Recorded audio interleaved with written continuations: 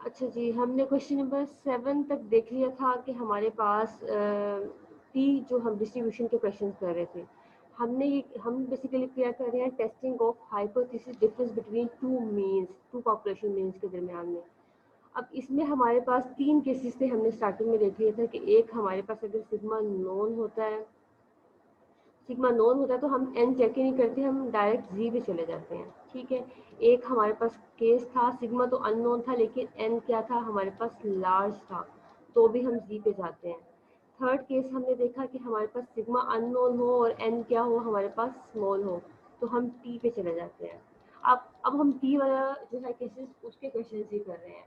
Question number 8 का ए part है, from the area planted in one variety of value 54 plants were selected। अब ये आपका n1 है, of these plants 15 were, ये आपका बेसिकली टोटल n है, सॉरी 54 टोटल प्लांट्स है जिसमें से उन्होंने क्या किया है, रैंडम सैंपल कैसे लिए हैं।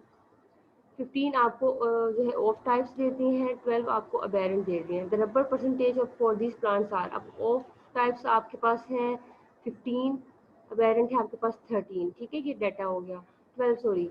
अब मैंने आपको कल भी बताया था एक हिंट कि इंडिपेंडेंट और डिपेंडेंट सैंपल आप करेंगे ना नेक्स्ट एक्सरसाइज में, तो उसमें याद रखिए डिपेंडेंट में जितने आपके एक सैंपल में डाटा होता है उतने दूसरे सैंपल में, क्योंकि वो एक पेड डाटा होता है आफ्टर बिफोर वाला। इसमें आपका ज़रूरी नहीं होता कि जितने सैंपल 1 में उतने ही सैंपल 2 में भी वैल्यूज़ हों। ठीक है, यहाँ यहाँ पे पहले आपको x1 की वैल्यूज़ गिवन है और आपको x2 की वैल्यूज़ गिवन है। नेक्स्ट क्या कहते हैं वो, टेस्ट द हाइपो। अब देखिए यहाँ पे पता चल रहा है कि हमें हमारा n भी स्मॉल है, सिग्मा भी अननोन है, ये दो चीज़ें तो पता चल गई हमें। Test the hypothesis of no difference between two means. आपने basically difference between two means निकालना, तो अभी मैंने आपको बताया था डिफरेंस देखना हो तो इक्वल टू और नॉट इक्वल टू वाला हमारा हाइपोथेसिस बनता है। ऑल्सो कंप्यूट, अब यहाँ ये क्वेश्चन कंप्लीट हो गया टेस्टिंग वाला, ये आगे कॉन्फिडेंस इंटरवल का क्वेश्चन है। सबसे पहले आपने क्या करना है, अपना एक्स बार 1 निकालना है, एक्स बार 2 निकालना है, एस 1 हैट निकालना है, एस 2 हैट निकालना है। अब आपको ये पता है कि आपका एन भी स्मॉल है और सिग्मा स्केल भी अननोन है, तो आपने एस पी पूल्ड भी निकालना है इसमें। ठीक है, इसमें हमारा टी टेस्ट लगेगा। उसके मुताबिक आप उसके मुताबिक हम एस पी निकाल लेंगे, फिर अपने टी जो टेस्ट है उसमें हम वैल्यूज़ को पुट कर देंगे। एक्स बार, अब इसका फॉर्मूला आपको पता है, एक्स बार 1 माइनस एक्स बार 2 minus mu 1 minus mu 2 bracket के अंदर आ जाता है, डिवाइडेड बाई एस पी बाहर आ जाएगा और बाकी अंडर रूट में 1/n1 1 ओवर प्लस 1/√1 1/n2 आ जाएगा। ठीक है, ये फार्मूला इसका हो गया हमारे पास टी का। फर्स्ट स्टेप में हमने हाइपोथेसिस लिख लिया, सेकंड में हमने लेवल ऑफ सिग्निफिकेंस लिख लिया। अब यहाँ पे लेवल ऑफ सिग्निफिकेंस आपको गिवन नहीं है, ये 1 माइनस अल्फा गिवन है, अल्फा गिवन है तो आप इससे ही कंसीडर कर सकते हैं कि अल्फा आपका 5% होगा। आपने लेवल ऑफ सिग्निफिकेंस लिख लिया, थर्ड पे आपने टेस्ट स्टैटिस्टिक, फोर्थ पे आपने कैलकुलेशंस कर ली, फिफ्थ में क्रिटिकल रीजन और सिक्स में जाके कंक्लूजन कर देंगे इसके बेस पे कि आपको एक्सेप्ट हो रहा है या रिजेक्ट हो रहा है। ये आपको बेसिकली बन जाता है। इसके मुताबिक दो बनेंगे, आपको पता है टी अल्फा बाई 2 और टी 1 माइनस अल्फा बाई 2, दो आपने टेबल से वैल्यूज देखनी है। ठीक है, ये तो आपका एक पार्ट हो गया। सेकंड पार्ट इसी क्वेश्चन में कहा हुआ है, also compute a 95% confidence interval.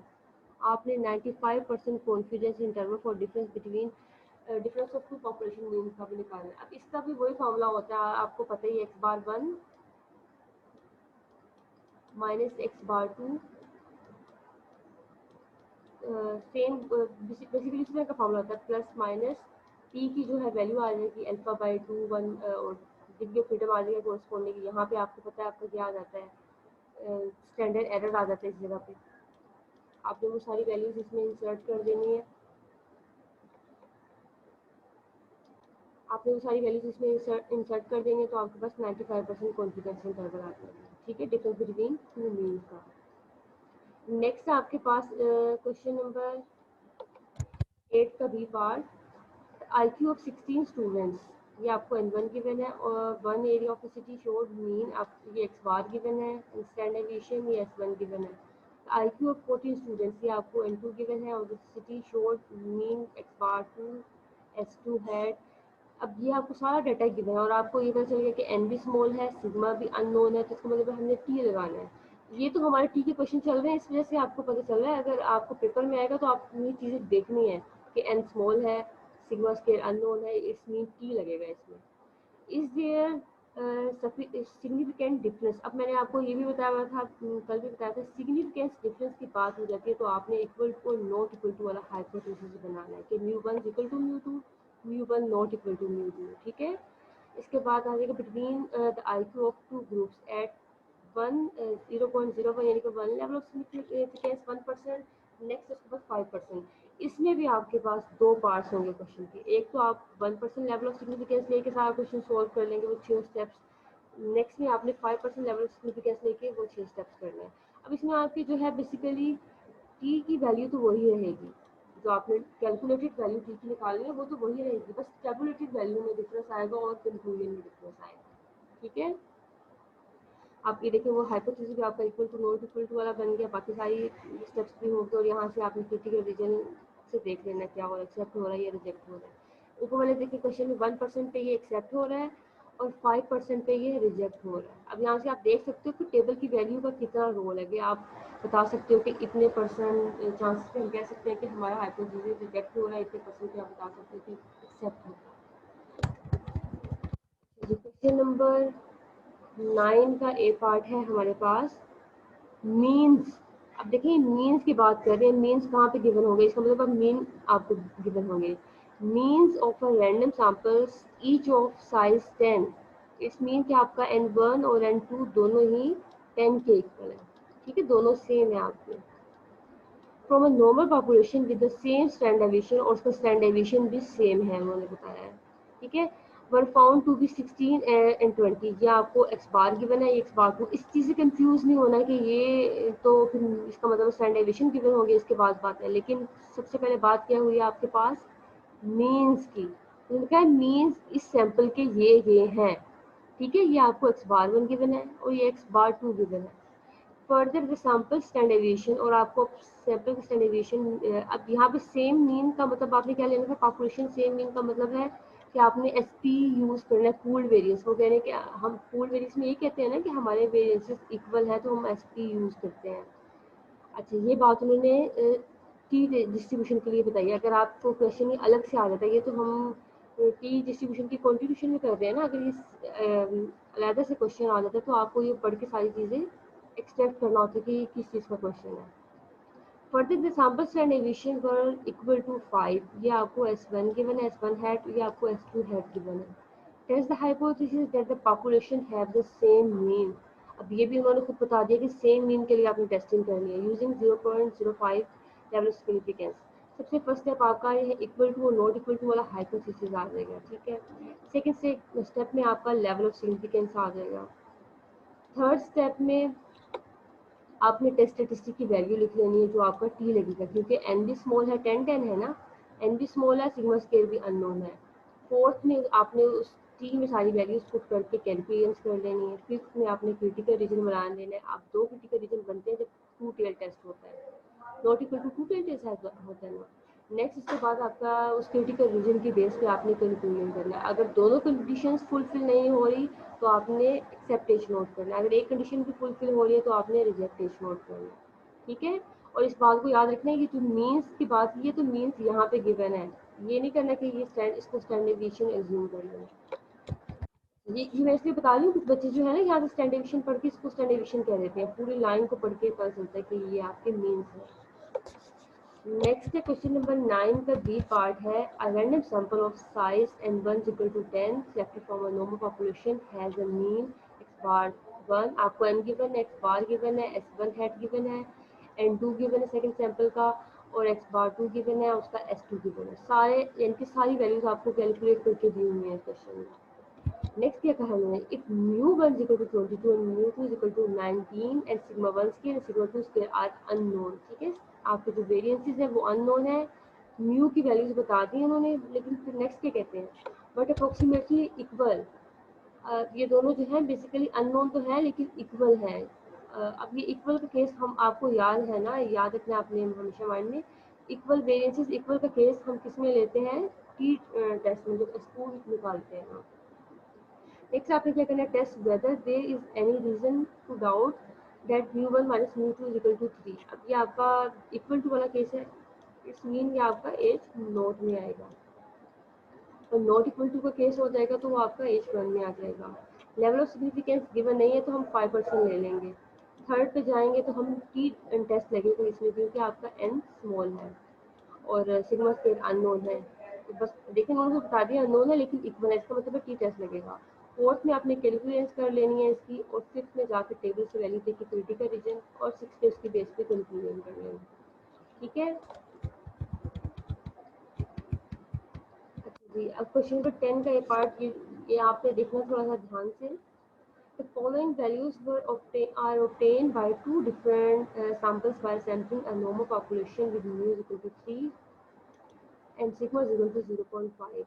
Using these data solve the following problems. आपको mu given है और sigma given है, यानी कि population का mean, population का sigma given है। ठीक है, नेक्स्ट आपने फर्स्ट पार्ट में क्या करना है, आपको दो डाटा सेट गिवन है, दो डाटा सेट गिवन है लेकिन करना आपने एक का है, combine the data into one set. अब इसका क्या मतलब है, आपने combine the data into one set, आपने ये दोनों जो है डाटा ए और डाटा बी को कंबाइन कर लेना, एक सेट बना लेना। आपने समझना है कि ये आपका एक्स है, दोनों वैल्यूज। ठीक है, एक्स की इसका मतलब है आपकी कितनी वैल्यूज है, 1 2 3 4 5 6 7 8 9 10। इस मीन आपकी जो है एन की वैल्यू यहाँ पर 20 होगी। ठीक है, 20 आपकी एन की वैल्यू होगी, और ये जो दोनों है ये मिला के आपका एक्स बन गया। अब आपने क्या करना है, इसमें उन्होंने कहा कि आपने हाइपोथेसिस सिंगल की करनी है, जैसे भी हम पिछली एक्सरसाइज में कर कर आए हैं। आपने सिंगल मीन की टेस्टिंग करनी है, म्यू इज इक्वल टू 3 और म्यू नॉट इक्वल टू 3। ये आपका हाइपोथेसिस बन जाएगा। Level of significance 5%, level of significance आप 5% ले लेंगे।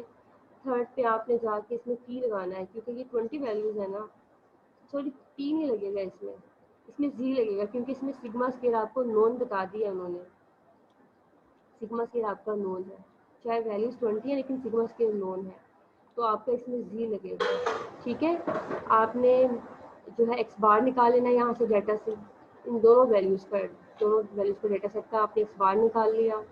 उसके बाद आपने जी में जो है सिंगल मीन की जो टेस्टिंग की थी हमने वो कर ली, एक्स बार माइनस म्यू, ये फार्मूला होता है ना इसका, X bar minus mu sigma over under root N. अब आपको सिग्मा भी गिवन है, एन भी गिवन है, म्यू की वैल्यू भी 3 गिवन है, एक्स बार आपको कैलकुलेट करना पड़ेगा इन दोनों वैल्यू से। और ये आपका फोर्थ स्टेप हो जाएगा जब इसमें वैल्यूज कैलकुलेट कर लेंगे। फिफ्थ में जाके आप क्रिटिकल रीजन बनाएंगे, और सिक्स में जाके आप कंक्लूजन ड्रॉ कर देंगे इसमें कि क्या होता है, एक्सेप्ट हो रहा है या रिजेक्ट हो रहा है। ठीक है, नेक्स्ट इसका सेकंड स्टेप देखें, second part, assuming that sigma is unknown. अब वो कह रहे हैं कि आपने अज्यूम करना है सिग्मा अननोन है, यहाँ पे तो अज्यूम किया था उन्होंने, दिया था कि सिग्मा नोन है, उसकी वैल्यू दे दी। अब नेक्स्ट आपने अज्यूम करना है सिग्मा अननोन है। ठीक है, सिग्मा अननोन है, test the hypothesis H note.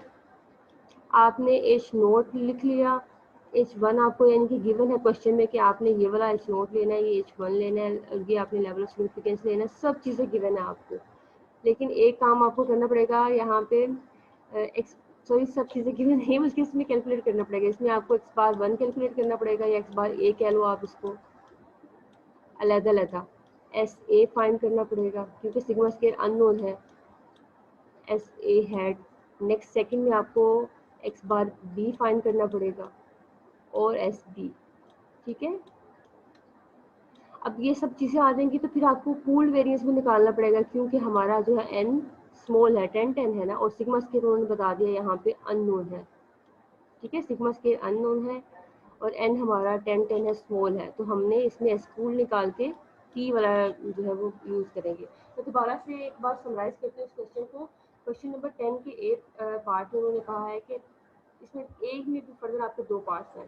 एक में उन्होंने कह दिया कि आपके पास सिग्मा नोन है और इन दोनों सैंपल्स को आपने सिंगल सैंपल कंसीडर करके आपने टेस्टिंग करनी है। अब सिग्मा स्केयर जो है नोन है तो हम एन को देखते हैं वो छोटा है या बड़ा है, हमने जी डिस्ट्रीब्यूशन लगा के अपना क्वेश्चन कर लिया सिंगल टेस्टिंग वाला।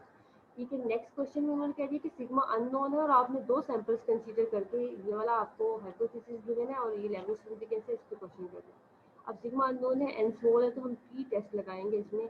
इसके लिए हमें वैल्यू से एक्स बार फाइंड करना पड़ेगा, एस फाइंड करना पड़ेगा, नेक्स्ट हमें एस पूल फाइंड करना पड़ेगा, और उसके बाद फिर आप कैलकुलेट करके नेक्स्ट क्रिटिकल रीजन बनाएंगे और सिक्स में कंक्लूजन कर देंगे।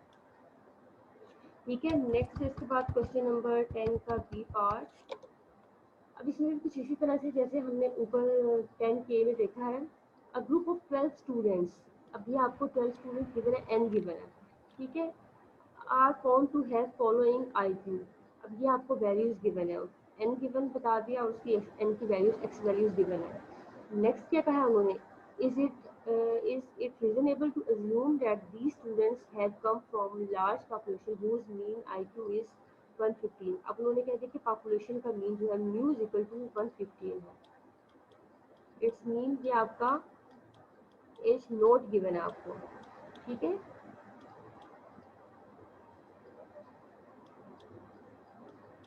ये आपको एच नोट गिवन है, इसका ऑपोजिट आप H1 बना लेंगे, उसमें आपका नोट इक्वल टू आ जाएगा। और उसके बाद ये आपने पहले सिंगल का क्वेश्चन करना है, जिसना ऊपर भी एक पार्ट आपको सिंगल का था, दूसरा कंबाइन करके कहा होता है। फिर नेक्स्ट स्टेप में आपने लेवल ऑफ सिग्निफिकेंस नहीं गिवन तो आपने 5% ले लेना है। थर्ड में आपने इसमें क्या लगना है, इसमें तो देखिए सिग्मा नोन नहीं है, सिग्मा अननोन ही है इसमें। आपने इसी वैल्यू से पहले एक्स बार फाइंड कर लेना है और फिर बाद में एस फाइंड कर लेना है, एस हैट, ठीक है। तो अब ये आपका जो है सिंगल टी का जो है वो केस बन गया कि एस अननोन है और एन स्मॉल है, तो टी वाला टेस्ट है सिंगल वाला, ठीक है, वो कर लेंगे इस क्वेश्चन में। सेकंड में उन्होंने कह दिया अनदर ग्रुप ऑफ 10, ये तो आपको एक, अब उन्होंने कह दिया कि इन वैल्यूज को आप x1 कह लें, एक और अनदर ग्रुप आपको गिवन है, ये आपको n2 गिवन है।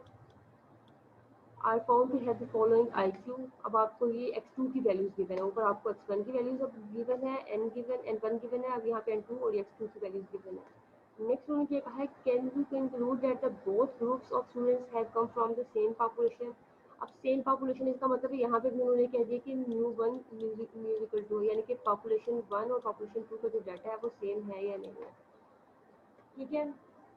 यहाँ पे बेसिकली मैंने कहा है कि आप जो सेम जो सैंपल आपने लिया है दोनों सेम पॉपुलेशन से है या नहीं, ठीक है। ये आपने करना, इसमें भी इक्वल टू और नॉट इक्वल टू का केस आ जाएगा आपका एज नॉट और H1 में। सेकेंड स्टेप में लेवल ऑफ सिग्निफिकेंस, इसमें भी गिवन नहीं, आपने 5% ले लेना।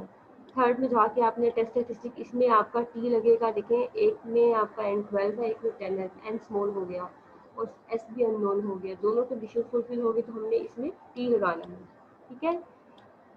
अब तीन वैल्यूज कैलकुलेट कर लेंगे, नेक्स्ट आपका क्रिटिकल रीजन हो जाएगा, उसके बेस पे आपने एक्सेप्ट करना है या रिजेक्ट करना है वो आप देख लेंगे, ठीक है। क्योंकि यहाँ सिंगल के केस में एक्सेप्ट हो रहा है और ये जो दोनों सैंपल्स के केस में ये यहाँ पे रिजेक्ट हो रहा है।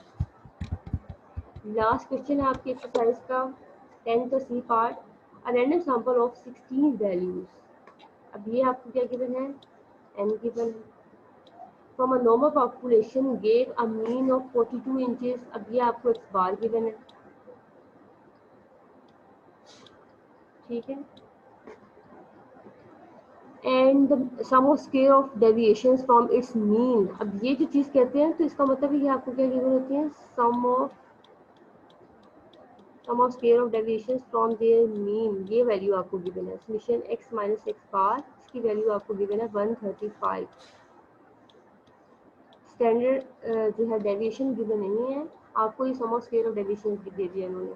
क्या नेक्स्ट क्या कहते हैं, test the hypothesis that the mean in the population is 43.5 inches. अब यहाँ पे ये आपको म्यू गिवन है, टेस्ट जहाँ पे लिखा हुआ आ जाता है ना, इसका मतलब ये आपने टेस्टिंग करनी है, पॉपुलेशन की वैल्यू गिवन है। अब उन्होंने कह दिया म्यू इक्वल टू 43.5, आपने टेस्टिंग करनी है, एच नोट हमारा ये बन जाएगा, H1 ये बन जाएगा, अल्फा गिवन नहीं है तो आपने अल्फा 5% ले लेना है, ठीक है। नेक्स्ट इसके बाद थर्ड स्टेप में आपने इसमें टी लगाना है, क्योंकि आपका जो है एन वो स्मॉल है और सिग्मा स्केयर भी अननोन है। थर्ड फोर्थ में जाके कैलकुलेशन कर लेंगे, फिफ्थ में जाके क्रिटिकल रीजन और सिक्स में जाके उसकी बेस पे कंक्लूजन करेंगे। अब देखिए तीन क्वेश्चन एक तरह से सेम कंसेप्टिव आ गए। पहले आपने सिंगल सिंगल का केस करना है, उसमें एक सैंपल को जूम करके, नेक्स्ट आपने उन दोनों सैंपल्स को कंबाइन करके टू जो है सैंपल वाला केस करना है। Another random sample of 9 values. अभी आपको n2 गिवन है from a normal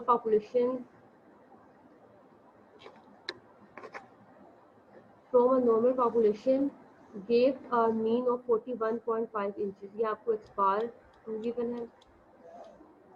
some of square deviation ये आपको सैंपल 1 के लिए गिवन थी, यहाँ पे ये सैंपल 2 के लिए सम ऑफ स्क्वायर डेविएशन गिवन है 128।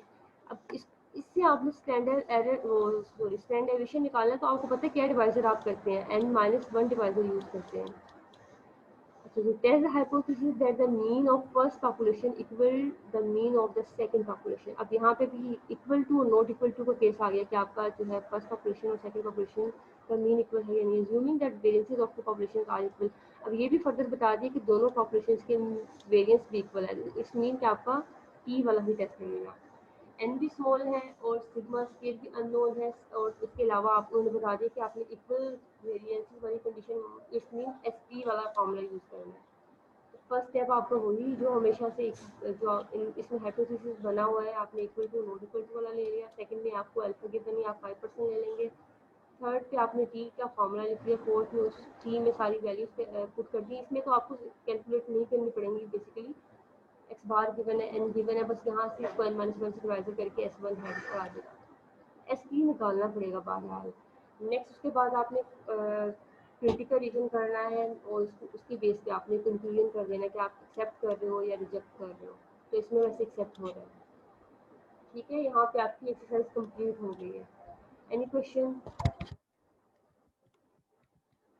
हमारी एक्सरसाइज कंप्लीट हुई है. बेसिकली हम टेस्टिंग कर रहे थे डिफरेंस बिटवीन टू पॉपुलेशंस की जो कि इंडिपेंडेंट सैंपल्स की थी.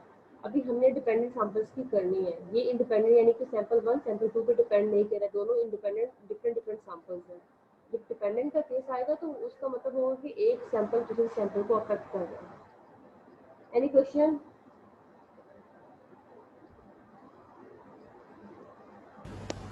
ये जो क्वेश्चन नंबर 9 का सेकंड पार्ट था 9 का सेकंड पार्ट. हाँ जी, इसमें ये बी पार्ट इसमें हमारे पास उन्होंने S1 भी दिया हुआ और S2 भी, लेकिन हमें तो SP चाहिए ना. एसपी निकालना पड़ेगा आपको. तो ये तो यूजलेस है, हमें तो इसकी जरूरत ही नहीं है फिर. क्यों जरूरत नहीं है? आप एस को यूज करके निकालते नहीं हो. एस पी का फॉर्मूला भूल गए? ये देखो. नहीं, वो तो वो नहीं था under root summation x minus x bar. नहीं, आपको दिखाते हैं एस पी के हमने 3 फॉर्मूलाज देखे हैं. ये देखिए एस पी के हमने 3 फॉर्मूलाज देखे थे.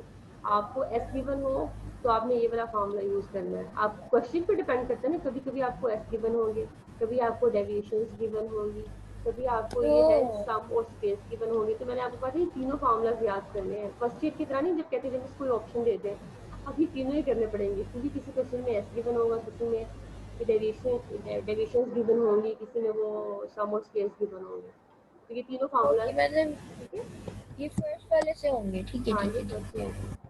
और एनी क्वेश्चन किसी और को कोई मसला है, कोई क्वेश्चन है तो पूछ सकते हैं. ईमान, ईशा और महमूद, जो जो किसी को क्वेश्चन है पूछ सकते हो. मरियम, अरूज, आमना, सैफ, महमूद.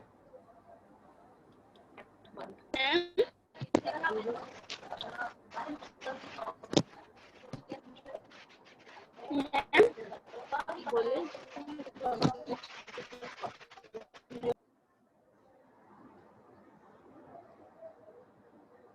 अच्छा चलिए, आपका माइक आई थिंक म्यूट हो गया. मैं थोड़ा सा तो ये नेक्स्ट स्टार्ट करा दूँ. इसमें मैंने आपको थोड़ा सा बस जो है डेफिनेशन ये वो बताती हूँ. डेफिनेशन तो नहीं है, आपने जो थ्योरी थोड़ी पढ़नी है उसको अंडरस्टैंड करना है. अच्छा, अभी हमने जो है एक्सरसाइज कंप्लीट की है testing of hypothesis difference between two means. लेकिन क्या था, वो इंडिपेंडेंट सैंपल्स थे, एक दूसरे पे डिपेंड नहीं कर रहे थे. अब यहाँ पे हमने नेक्स्ट एक्सरसाइज में भी यही देखना है interest about the difference between to population means. यहाँ पे हमने बेसिकली टू पॉपुलेशन मीन्स का ही डिफरेंस देखना है. लेकिन यहाँ पे क्या होंगे, डिफरेंट डिपेंडेंट सैंपल्स होंगे. सॉरी, अब इस इंडिपेंडेंट सैंपल्स को आप पेयर्ड भी कह सकते हो. ठीक है, इनका जब आप ये क्वेश्चन करेंगे तो आप देखेंगे पेयर्ड सैंपल्स भी कह सकते हैं वो इसको. मैच पेयर भी कह सकते हैं. आफ्टर बिफोर भी कह सकते हैं. ये सारे वर्ड्स आपके यूज़ करेंगे जब आपका डिपेंडेंट सैंपल होगा. ठीक है. There are many situations. अब ये हम कब यूज़ करते हैं? अभी तक हमने जो देखा है 2 सैंपल से, एक मशीन 1 थी, एक मशीन 2 थी. इस तरह से हमने उन दोनों का एवरेज निकाल के देखने की पॉपुलेशन आपस में इफेक्टिव कौन सी इफेक्टिव है, कौन सी आपस में इक्वल है, ये हम चीज़ें देखते हैं. अब इस डिपेंडेंट सैंपल में हम ये चेक करेंगे कि कोई अगर हम ड्रग है, कोई मेडिसिन है, वो पेशेंट को देने से पहले उसका ब्लड प्रेशर क्या था, पेशेंट को देने के बाद उसका बीपी क्या था, या कोई भी चीज़, फर्टिलाइजर है फॉर एग्जांपल, वो किसी खेत में है, फील्ड में अप्लाई करते हैं, उससे पहले उसका क्या वो था प्रोडक्शन, और उसके बाद उसकी प्रोडक्शन क्या हो रही है, यानी कि ये डिपेंडेंट सैंपल है। आफ्टर बिफोर, बिफोर डाटा क्या था और आफ्टर डाटा क्या है, कोई चीज़ अप्लाई करने के बाद। ठीक है, इसी तरह आपके एक क्वेश्चन इसमें भी था, वो जो कंपेन वाला था, बेसिकली वो आपका इस तरह के डिपेंडेंट सैंपल में भी आ सकता है, लेकिन उन्होंने उसको अलग सेपरेट सैंपल कंसीडर करके इंडिपेंडेंट के सैंपल में डाला हुआ। कोई भी चीज़ अप्लाई करने के से पहले और अप्लाई करने के बाद आपने देखना होता है, तो वो आपका एक तरह से एक दूसरे पर डिपेंड कर रहा है, तो इसको हम मैच पेयर भी कहते हैं और आफ्टर बिफोर भी कहते हैं। ठीक है, there are many situations that require match pair comparison. This method is appropriate when the observation of two dependent normal populations are compared. For example, if we are making inference about the difference between blood pressure before and after examining administering a group of heart patient to heart patient, the blood pressure data after drug is taken is dependent of the blood pressure before the data. अभी देखिए, कोई आपको उन्होंने drug या medicine कह सकते हो, वो अप्लाई जो है ब्लड प्रेशर बीपी पहले चेक किया और वो मेडिसिन देने के बाद उनका बीपी चेक किया, तो ये हमारे पास दो सैंपल बन जाएंगे ना, एक हमारा आफ्टर वाला डाटा हो जाएगा, एक बिफोर वाला डाटा हो जाएगा, और उसको फिर कंपेयर करके हमने रिजल्ट बताना है कि ये क्या शो कर रहा है। When match samples are employed for making inference about the difference between two population, अब इसमें हम इस तरह से डिफरेंस लेते हैं mu2 माइनस mu1। आपको एक डाटा गिवन होता है, देखिए x और एक y वैल्यूज, दो वैल्यूज गिवन होंगी ना, एक आफ्टर एक बिफोर। अब इसमें आपने d निकालना होगा, इन जो क्वेश्चन में है d निकालेंगे आप, तो d के लिए आपको डिफरेंस निकालना पड़ेगा, यानी कि डिफरेंस देखना है आपने, तो यहाँ पे आपको करना पड़ेगा y minus x. It's mean आप जो सेकंड सैंपल है उसमें से फर्स्ट वाली वैल्यू को सब्ट्रैक्ट करके आप ये कॉलम बनाते हैं। ठीक है, इसलिए इसको y माइनस एक्स कहते हैं और यहाँ पे mu2 माइनस mu1 कहते हैं। It turns out to that procedure simply to dose for single population mean mu, इसको हम सिंगल में कन्वर्ट कर देते हैं d के through, so that we have extreme and simplified form paired observation with pairing of before and after measurement. To analyze pair of experiment, we consider for each pair of measurement before and after conditions x, y. ठीक है, next इसके बाद यहाँ से आप इसको पढ़ लीजिएगा, इन्होंने क्या बताया कि आपका जो है x है वो सैंपल mu1 सिग्मा 1 स्केल को फॉलो करता है, y है वो आपका mu2 और सिग्मा 2 स्केल को फॉलो करता है, और इन दोनों को कंबाइन कर दें mu2 माइनस mu1, तो ये बेसिकली हम डिफरेंस ले रहे हैं। लेकिन mu2 माइनस mu1 का मतलब ये है कि हम डिफरेंस ले रहे हैं, y माइनस एक्स का मतलब ये है कि हम सैंपल 2 और सैंपल 1 का डिफरेंस ले रहे हैं। अब हम डिफरेंस की बेसिकली जो है टेस्टिंग करेंगे। उन्होंने यहाँ पे बता दिया म्यू डी किसके इक्वल होगा और सिग्मा डी किसके इक्वल होगा, ये सारी आपकी जस्ट रीडिंग की चीज़ें, क्वेश्चन में ये यूज नहीं होंगी ऐसे।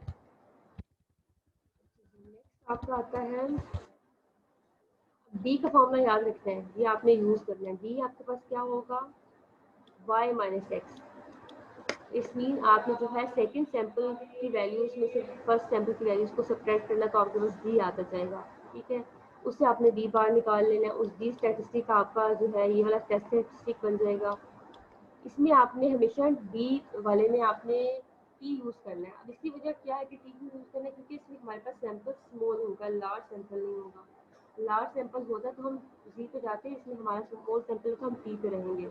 इसका फॉर्मूला क्या है, D bar minus mu D over S D over under root N. जिस तरह से आपने सिंगल मीन की टेस्टिंग में फॉर्मूला किया था, तो वो आपको याद होगा कि पहले कैसे करते थे आप, X bar minus mu S over under root N, ये फॉर्मूला होता है ना हमारा सिंगल मीन के केस में जब एन स्मॉल होता है। अब यहाँ पे भी यही फॉर्मूला देखें आप, बस यहाँ पे डी डी आ गया साथ।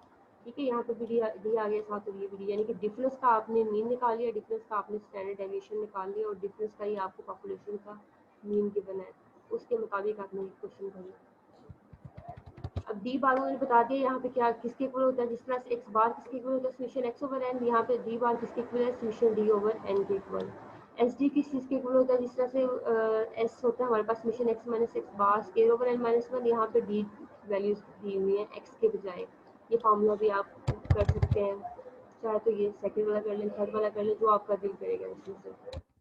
इसमें तो आप एक यूज़ कर सकते हो, कोई एक स्पेसिफिकली ये वाला कर लें या ये कर लें। इसके बाद है इसके प्रोसीजर क्या होता है टेस्टिंग ऑफ हाइपोथेसिस का। अब इसमें भी बेसिकली तो तीन तरह के आपके हाइपोथेसिस बनते हैं, equal to, not equal to, greater than, less than. अब ये है म्यू डी किस चीज़ के इक्वल है, mu two minus mu one के। नेक्स्ट आप इसका जो है उन्होंने कहा कि कॉन्फिडेंस इंटरवल भी कंस्ट्रक्ट कर सकते हैं, और इसके अलावा ये इसका टेस्ट स्टैटिस्टिक है, ये इसकी डिग्री ऑफ फ्रीडम है। समरी देख के बस आज का काम हम क्लोज करते हैं। अब ये इसमें आपने देखना है, लेस देन वाला केस है, ग्रेटर देन वाला केस है, नॉट इक्वल टू वाला है, वही तीन केसेस होते हैं हर हाइपोथेसिस में। सेकंड स्टेप वही लेवल ऑफ सिग्निफिकेंस, थर्ड में आपने टी का यही फॉर्मूला करना है, फोर्थ में इनकी बेसिस पे लेसन के लिए आ जाएगा critical region, greater than critical region, और नॉट इक्वल टू के लिए दोनों ही आ जाएंगे, two side critical region. Base पे आपने रिजेक्ट करना है, एक्सेप्ट करना है। आज के लिए इतना ही काफ़ी, बस फॉर्मूला देख लिया, नेक्स्ट इंशाल्लाह हम कल करेंगे। Any question?